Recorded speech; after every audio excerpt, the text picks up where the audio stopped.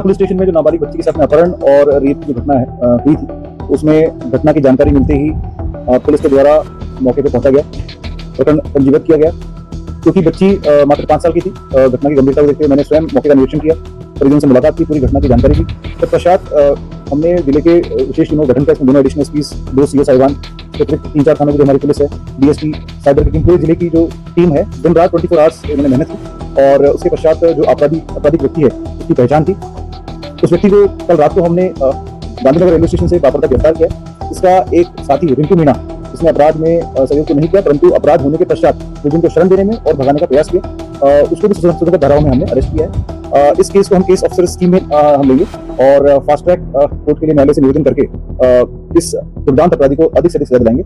इस अपराधी के विरुद्ध पूर्व में 4 प्रकरण होना प्रकाश में आया है, जिसमें कि एक पॉस्को का रेप का केस पहले भी है। उसमें भी यदि इस अपराधी को कोई बेल मिली है तो बेल कैंसिल भी हम लोग कराएंगे।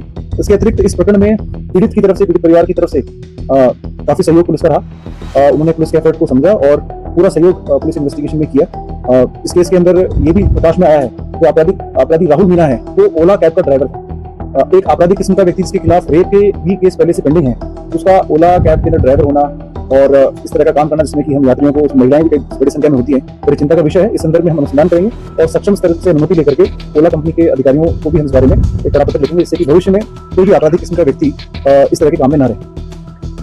क्योंकि घटना के बारे में अभी अनुसंधान चल रहा है। प्रथम दृष्टया सामने आया है कि घटना के दिन वो नशे में था और बच्ची जो मात्र 5 साल की है उसको घर के सामने देखा और देख करके किडनैप करके ले गया। और उसके बाद जो घटना हुई है वो सब आपकी जानकारी में है। बच्ची का बोर्ड से मेडिकल भी हुआ है, तो ये घटना की पुष्टि भी की जा चुकी है और इस केस को हम जल्द से जल्द फास्ट ट्रैक के जरिए इंश्योर करेंगे, सजा करेंगे। देखिए, जो आपराधिक व्यक्ति से प्रथम दृष्टया पूछताछ हुई है उसमें ये प्रकाश में आया है, पहले पूर्व में भी इसकी आपराधिक मानसिकता रही है, रेप का केस पहले भी इसके विरुद्ध दर्ज है और इसकी जो पत्नी है वो भी इसके साथ नहीं रहती है। कहीं ना कहीं असामाजिक तत्व है, आपराधिक किस्म का व्यक्ति है। पूर्ण में भी इसका चाल चरित्र और व्यवहार और आपराधिक रिकॉर्ड ये बताता है क्रिमिनल माइंडसेट का व्यक्ति है और सभी तथ्यों को हम लोग पूछताछ कर रहे हैं। अभी इससे हम डिटेल में पूछताछ करेंगे।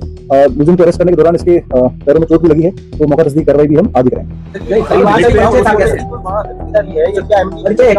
देखिए, अभी प्रथम दृष्टया सामने आया है कि इसके परिवार की कोई दूर की रिश्तेदारी जहाँ पे घटना हुई है उसके पास में है, परंतु जो पीड़ित परिवार है उससे कोई रिश्तेदारी नहीं है।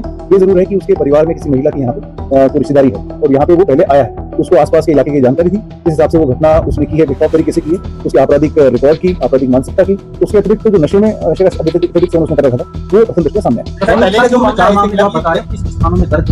देखिए, उस संदर्भ में आपराधिक रिकॉर्ड हम आपको अलग से प्रेस नोट में दे देंगे, परंतु विभिन्न थानों में उसके विरुद्ध प्रकरण दर्ज है और इसके अतिरिक्त भी हो सकता है कि इसने कोई और भी आपराधिक कृत्य किया हो जो कि कंसर्न इसके होम थाने में न हो, उसके रिगार्डिंग भी हम लोग इन्वेस्टिगेट करते हैं। देखिए, लगभग 220 के आसपास कैमरे ग्रामीण इलाका था और जिस तरह से इसका व्यवहार था, नशे में था, तो उसका जो व्यवहार है वो आम व्यक्ति की तरह, आम अपराधी की तरह ना होकर बहुत ही डिफरेंट व्यवहार था। इसलिए बड़ी मेहनत के साथ 24 आवर्स की मेहनत के बाद 220 कैमरों को चेक करने के पश्चात, टेक्निकल एविडेंस कलेक्ट करने के पश्चात ये पुलिस की टीम ने निष्कर्ष निकाला कि यही व्यक्ति है जिसने अपराध किया है और इसकी प्लानिंग उदयपुर जाने की थी। और पुलिस टीम जब गांधीनगर रेलवे स्टेशन पहुंची तो इसको शरण देने वाला दूसरा व्यक्ति पहले उसको पुलिस ने दस्तयाब किया, तो पश्चात उससे पूछताछ में सामने आया कि जो आपराधिक व्यक्ति राहुल है वो भी उसी। देखिए,